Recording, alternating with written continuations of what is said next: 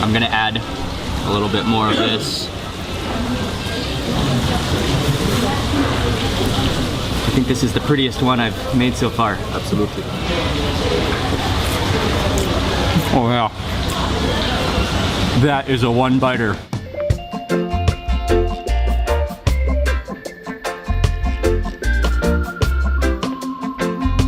Good morning, everyone. It's Mark Weynes with migrationology.com. It's a beautiful morning. I am enjoying the views of this canyon, and we're about to head to breakfast, and then after breakfast they have booked us for a spa treatment, and then after that we are heading back to Amman, and we have been in Jordan for over a week now, and we have yet to try Jordan's national dish. So I am looking forward to that for lunch, and that's the plan for the day.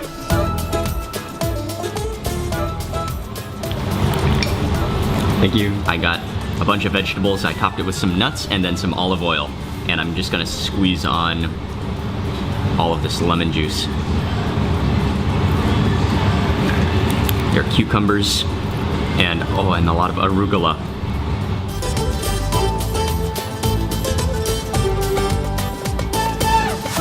We're walking down the canyon to the spa. One of the things that's really cool about this place is that the Ma'in hot springs, right where we are right now, these hot springs were formerly used by King Herod thousands of years ago.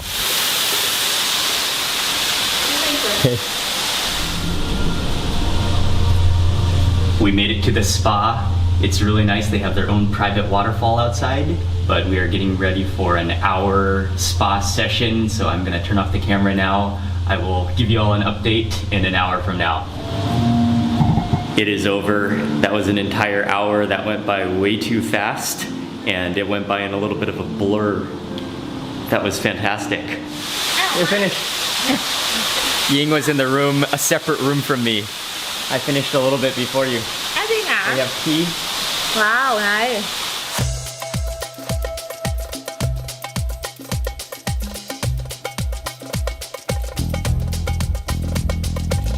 The private swimming pool and waterfall hot spring they have at the spa is really beautiful, but unfortunately we don't have time to use it because we gotta get back, check out of the hotel, and we're on our way back to Amman.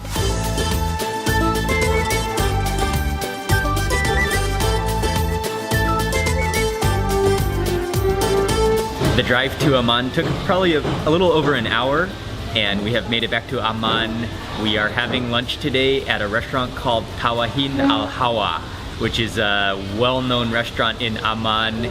It's a giant restaurant. They can accommodate huge groups, and this restaurant is especially known for serving Jordan's national dish, which is called Mansaf, and that is the one main dish that we have not yet tried, or I have not yet tried since being in Jordan, so I am looking forward to eating it. And in the center of the table is a giant golden tray, which is the traditional Mansaf feasting platter, and we're waiting on our food now. In Jordan, they take the raw vegetable platters to the next level. Look at this. Look at this just structure of raw vegetables. I'm gonna grab a cucumber.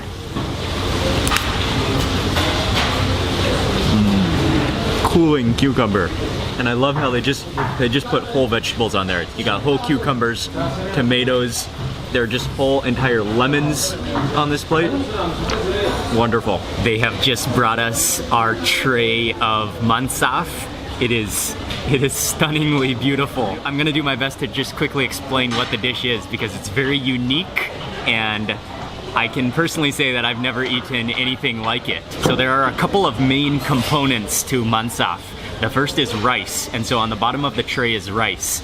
And then on top of the rice are big, huge chunks of Jordanian lamb, which are cooked in a yogurt, which I will explain more about very soon. And then over everything is a big sprinkle of pine nuts. But probably the most important component of mansaf is the dehydrated goat yogurt, which is known as jamid. They have brought out a chunk of jamid, and this is dehydrated goat yogurt. And oftentimes you'll see them drying this yogurt on top of the roof in the sunlight, or on top of their tent, Bedouin tent in the desert, dehydrating this and preserving it. But in order to prepare this dish, they take the jamid and they make it into a soupy sauce. And so this is actually like the gravy, which is made from the jamid. And this is what the lamb is cooked in. And then also this is what you pour over the rice and the lamb to eat it. And before I dig into the main platter, I have a cup of the jamid, which is, I'm just gonna sip on. You can definitely smell goat. You can really smell goat in that.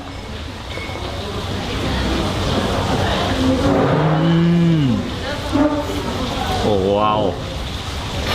That is sour and very goaty. It kind of has a cheesy, yogurty taste to it, but it's salty and sour, and yeah, very goaty. That's delicious. Oh, wow. Pour the jamid like this on the mensa for people to start all around start eating. So this is what we do. You pour the jamid. So you ball it up? Yeah. With a piece of meat inside it. And maybe some of the fitahat khubz, some of the shrak. This is the shrak bread. Yeah, see? The shrak bread. You just go like this.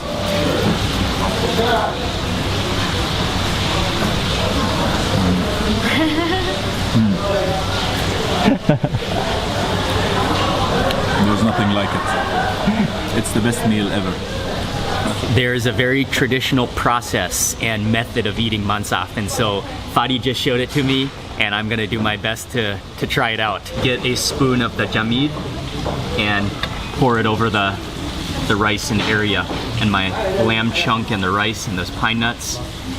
You can only use your 3 fingers, well, your 2 fingers and your thumb. And what you do is you grab a piece of the lamb. And by the way, this is local Jordanian, grass-fed, free-range lamb. And you take a little piece of the lamb, and then you get it you mix it in with some rice, and make sure you get a lot of that jamid in there, because that's where a lot of the flavor and the heartiness of the dish comes from. And then once you have kind of a good amount within your fingers like that, then you transfer it to your palm, and you start to work it into a ball. Not really squeezing, but the motion like this, yeah? You have to make it circular motion so it becomes like a ball. Oh yeah, okay, so there's definitely a unique, it definitely takes some skill to do this, because not bad for a first time. The rice is sticky, so it sticks to your fingers, but so you don't want to really squeeze it too tight, but you more want to play with it a little bit to get it into a circular. That's very good. A circular shape.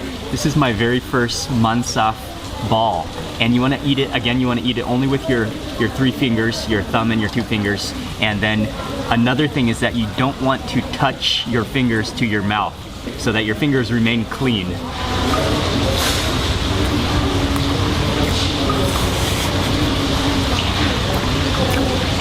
Wow. That is awesome. That lamb is so silky tender. The rice has a little bit of a sticky texture to it. Kind of you can tell that it's been cooked for a long time with some spices. And then, yeah, it's all about that jamid. That is really the main component of the entire mansaf. That is what gives it the flavor, the richness, the sauce, the gravy, and additionally those pine nuts are also fantastic. They're crispy and fragrant, and wow. Yeah, again, this is a dish that I've never had any dish even close to this, I don't think. This is very unique, very interesting, and extraordinarily delicious. A little bit more of that jamid in there to hold it all together, and ensuring I just go in with the 3 fingers. Another thing I wanted to quickly mention is traditionally you will stick your left hand behind your back when you eat, and so you only eat with your right hand. Oh yeah, there you go. You can see if you don't squeeze it too hard, you can see that it sort of forms into a ball much easier. You just kind of play with it in your palm, roll it around, and that way the rice all sticks to each other. And you got to have that little piece of lamb right in the middle. After eating this ball of mansaf, I'm gonna follow it by a bite of onion.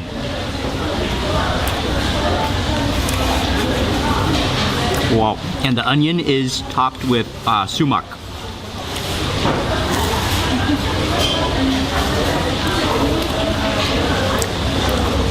Oh, I love that combination. It's quite mild, but just juicy and crisp and refreshing.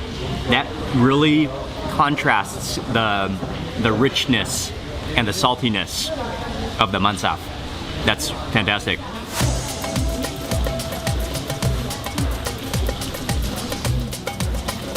Cheers, buddy.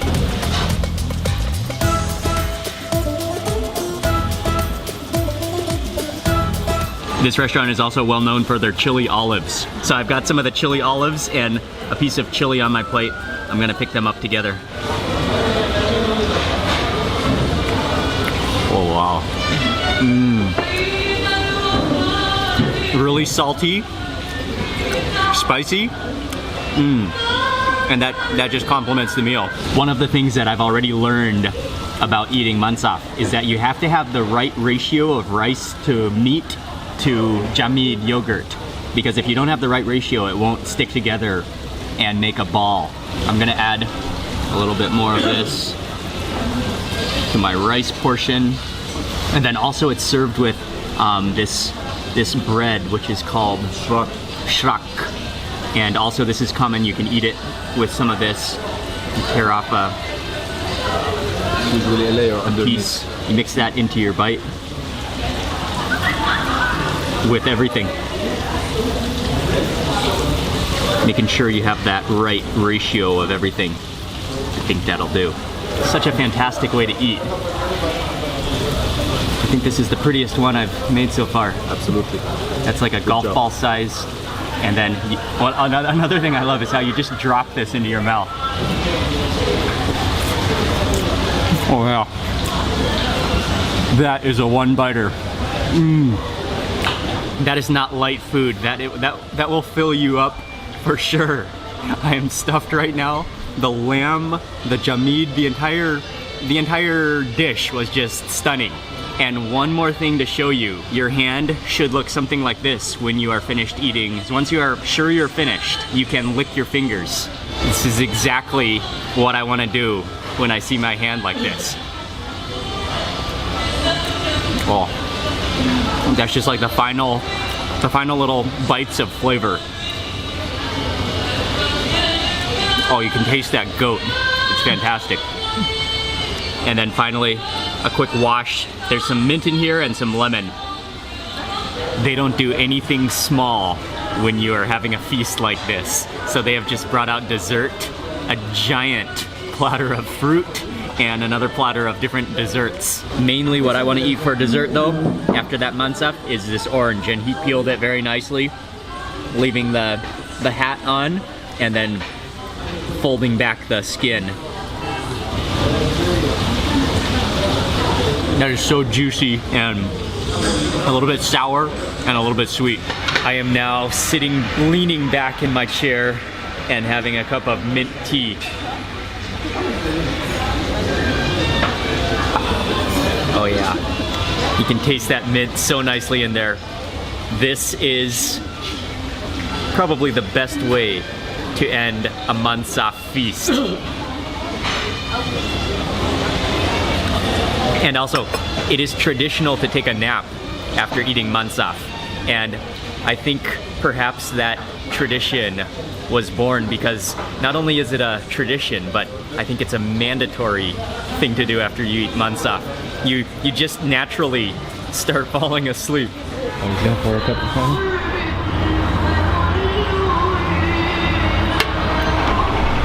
Shukran. We're having one last cup of coffee on our way out of the door.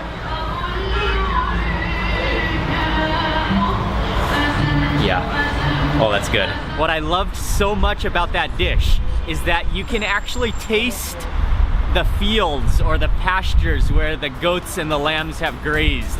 You can taste the land in that meal.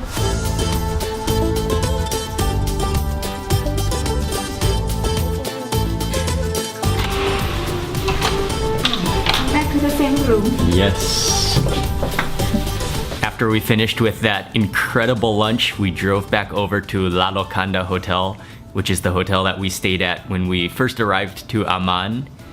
Our trip with Jordan Tourism Board is finished right now, but Ying and I are gonna be here in Amman for the next 2 full days. Tonight for dinner, a local friend has invited Ying and I over to their house to have dinner. So a local, homemade, family Jordanian meal for dinner coming up very soon.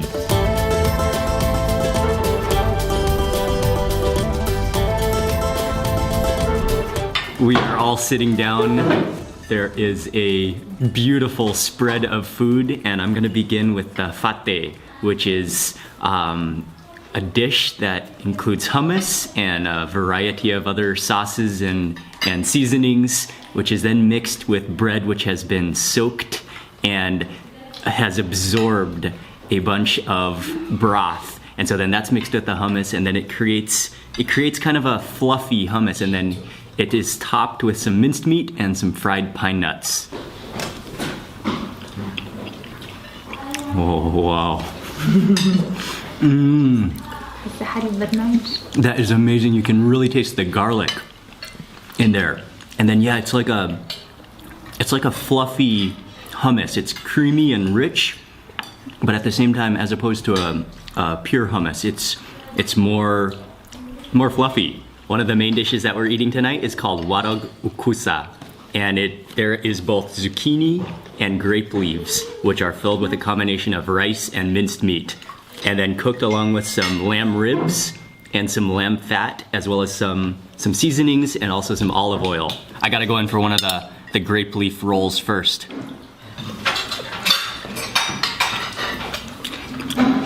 Whoa. That is amazing. Amazing. Mm-hmm. It's sour, and then what I really like is the rice inside. The rice inside sort of just melts together because it's almost like a pudding texture. It's so melted all together, and it's mostly kind of sour and salty, and you can taste that fragrance of the lamb in there because it's all cooked and just mingled together. Our sushi. Yeah, it's like a sushi roll. It's amazing. This one is zucchini, which is filled with the same mixture. Oh yeah, you gotta see that cross section. The minced meat in there and the rice. And then it's all filled into a zucchini. Oh yeah, that's amazing as well. It's like a similar texture as eggplant because it's been cooked for so long, so it just dissolves in your mouth. And then again, that rice meat mixture is just silky creamy. I also got a little piece of the lamb fat, which I will break off a piece with bread, and you can already see how caramelized that lamb fat is. Wow. Yeah, it is. You can just taste lamb, and that is so soft and tender, and just full of lamb juices and flavors. Ying and I just made it back to the hotel after a fantastic home family cooked Jordanian meal. Ying and I are going to be in Amman for 2 more days. So that's gonna be it for today. Thank you all very much for watching. Please remember to give this video a thumbs up, and also make sure you subscribe for lots more videos, and I'll see you tomorrow for another day in Jordan. Why?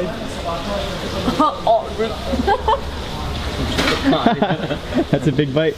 That's the Mansa bite. That's the Mansa bite.